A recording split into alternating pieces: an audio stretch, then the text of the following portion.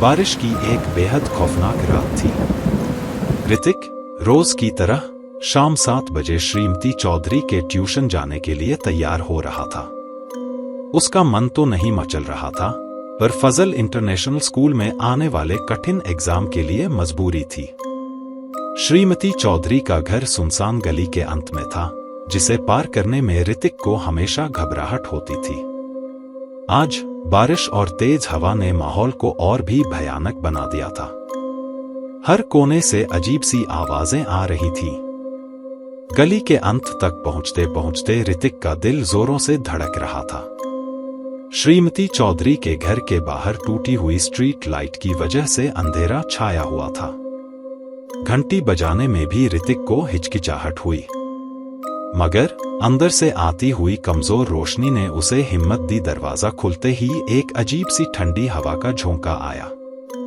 श्रीमती चौधरी कुर्सी पर बैठी तो नहीं थी, बल्कि एक पुराने से पलंग पर लेटी हुई थी। उनका चेहरा पीला पड़ा हुआ था और आवाज भी बेहद कमजोर थी। उस रात श्रीमती चौधरी ने पढ़ाया नहीं। उन्होंने ऋतिक को 1 घंटा अपनी ही बचपन की कहानी सुनाई। एक ऐसी कहानी जहां उनकी ट्यूशन टीचर उन्हें रात भर पढ़ाती थी, उन्हें डराती धमकाती थी और कभी हंसती भी थी।